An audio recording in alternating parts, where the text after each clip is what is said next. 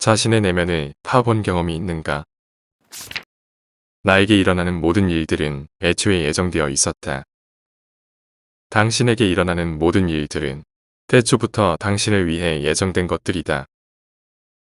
인과라는 집조물 속에서 당신이라는 존재의 실은 매 순간 구체적인 사건과 얽혀 짜여지고 있는 것이다. 무슨 일이 벌어지든지 그 모든 일들은 정당한 이유를 가지고 있다. 사물을 세심하게 관찰해보라. 그러면 이것이 진리임을 깨닫게 될 것이다. 사건의 연속성 속에는 단지 그 결과만 홀로 존재하는 것이 아니라 합당한 질서가 내재되어 있는데 이는 모든 사물에 합당한 권리를 부여하는 신의 섭리에 의한 것이다. 자연의 활동에 익숙한 사람만이 충만한 기쁨을 누린다. 자연의 섭리에 대해 민감하고 깊은 통찰력을 가진 사람은 대부분의 사물로부터 혹은 그 사물에 구조적으로 일어나는 현상에 대해 충만한 기쁨을 누린다. 그런 사람은 사자나 호랑이에 포효하는 입 모양에서도 화가나 조각가의 예술품을 감상하는 듯한 감동을 느낄 것이며 그의 살아 깊은 눈동자는 젊은 청춘들의 매혹적인 청순미뿐만 아니라 노인들의 원숭미에서도 매력을 찾을 것이다. 이런 형태의 경험들은 모든 사람들에게 매력적으로 다가가는 것은 아니다. 오직 자연과 자연의 활동에 익숙한 사람만이 이런 감동을 느낄 수 있다. 내면의 움직임에 끊임없이 주의를 기울여라. 사람이 다른 사람의 마음속 생각에 대해 무관심하다고 해서 불행해지는 것은 아니다. 그러나 자신의 마음속 움직임에 대해 주의를 기울이지 않는 사람은 반드시 불행해진다. 자신의 내면을 파보라. 거기서 선의 샘을 발견하게 될 것이다. 계속 파보라. 그러면 그 샘물이 흘러넘치게 될 것이다. 오늘 나는 온갖 번뇌로부터 벗어나게 되었다. 아니, 내 자신 속에 있는 온갖 번뇌를 몰아냈다고 하는 것이 옳겠다. 왜냐하면 번뇌라는 것은 밖에 있는 것이 아니라 안에 존재하는 것으로 바로 내 사고 안에 있는 것이기 때문이다.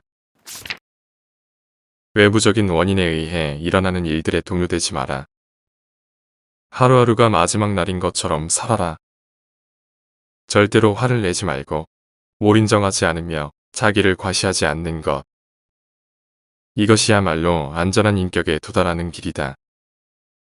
외부적인 원인에 의해 일어나는 일들에 대해 마음이 동요되지 말고 내부적인 원인에 의해 발생하는 일들에 대해 다르고 공정하게 행동하라.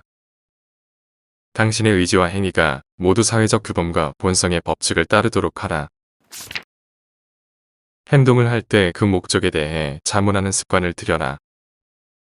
스스로 설 것인가 아니면 남에게 기대어 설 것인가. 날마다 자신에게 일어나는 일들을 경건하게 받아들이고 날마다 만나는 사람들에게 바르게 행동하며 날마다 여과되지 않은 그 어떤 생각도 품지 않도록 세심한 주의를 기울이는 것은 언제 어디서나 당신의 능력으로 할 수 있는 일들이다.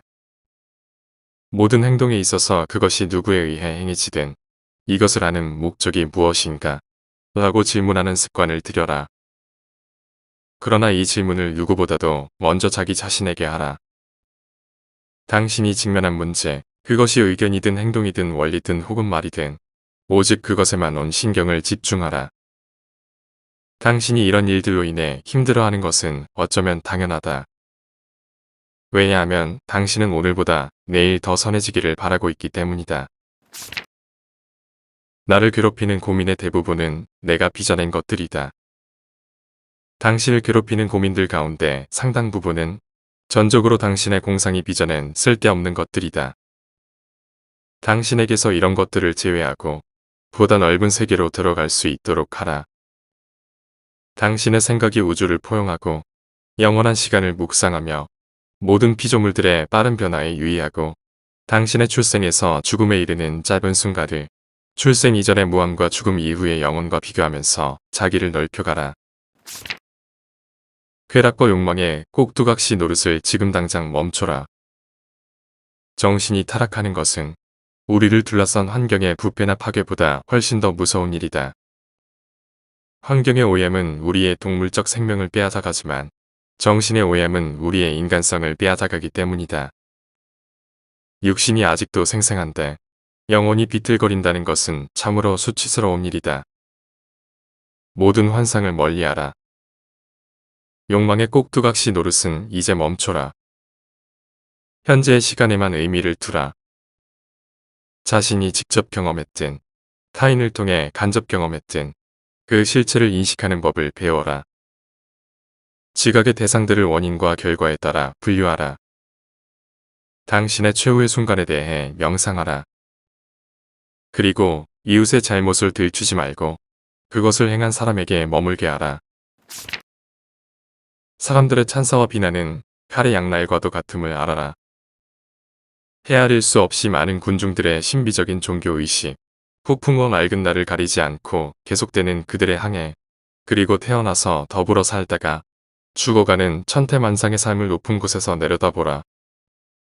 또한 지나간 세대, 앞으로 올 세대, 그리고 아득한 옛날의 유목민처럼 방황하며 살아가는 사람들의 삶을 생각해보라. 얼마나 많은 사람들이 당신의 이름조차 알지 못하는가? 얼마나 많은 사람들이 당신의 이름을 곧 잊게 될 것인가? 또한 당신에게 찬사를 보내는 얼마나 많은 사람들이 금세 당신을 비난하며 나설 것인가? 그러므로 기억이라든지 영광이라든지 그 밖에 어떤 것도 아무런 가치가 없다는 사실을 명심하라. 지금 나에게 지어져 있는 짐은 오직 현재만의 것이다. 인생 전체를 생각하면서 자기 자신을 혼란에 빠뜨리지 마라. 즉, 당신에게 닥칠 모든 문제와 다양한 형태의 불행들을 머릿속에 열거하지 않도록 하라. 오히려 문제를 하나씩 생각하면서 이렇게 자문하라. 이까짓 것도 참지 못하고 견뎌내지 못할까? 이런 자신이 생기지 않으면 스스로를 부끄럽게 여겨라. 그리고는 지금 나에게 지어져 있는 짐은 미래도 과거도 아닌 오직 현재만의 것임을 기억하라. 그 현재의 짐조차도 그것의 한계를 엄격히 제한하고 그렇게 사소한 일조차도 이겨내지 못하는 자신의 나약한 정신력을 다그쳐 나간다면 훨씬 가볍게 느껴질 것이다.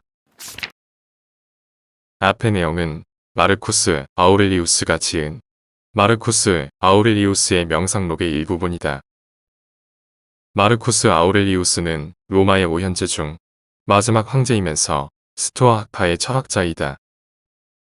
당시 로마는 외적의 침입이 잦았기 때문에 황제는 많은 시간을 전쟁터에서 보냈다. 명상록은 진중에서 작성된 책이다.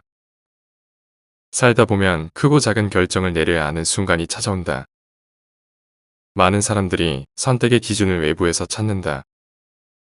타인의 기대를 만족시키기 위해서, 타인의 부러움을 받기 위해서, 타인의 조소를 받지 않기 위해서 등 자신을 위한 결정을 내려야 한다. 내부를 끊임없이 연구해야 한다. 오늘은 이 문장을 머릿속에 넣어보자. 내면의 움직임에 끊임없이 주의를 기울여라.